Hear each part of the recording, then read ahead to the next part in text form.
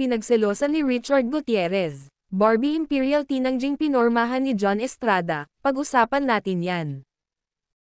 Pero bago ang lahat, kung di ka pa nakasubscribe sa ating channel ay huwag kalimutan mag-subscribe para lagi kang updated sa latest chika. Sa isang online chika, may nangiintriga na nagkakalabuan di umano sina Richard Gutierrez at Barbie Imperial. Ito ay kahit wala pa namang public admission ang dalawa na opisyal na silang mag-on. Inisyo kasing nagseselos umano si Richard kay John Estrada. Si John ay co-star ni Barbie sa seryeng FPJ's Batang Quiapo, na pinagbibidahan at idinidirect ni Coco Martin. Ayon naman sa panayam ng talent manager turned vlogger na si Oji Diaz, idininay raw ni Barbie ang naturang chika.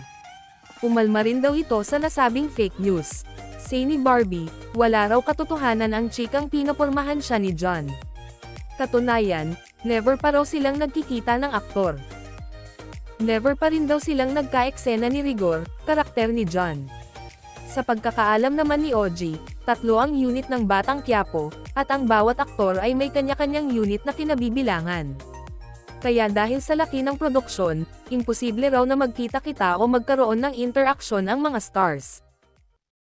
Anong masasabi nyo sa ating chismis ngayon? Mag-comment na at subscribe para updated ka sa latest chika na gaya nito. Maraming salamat po.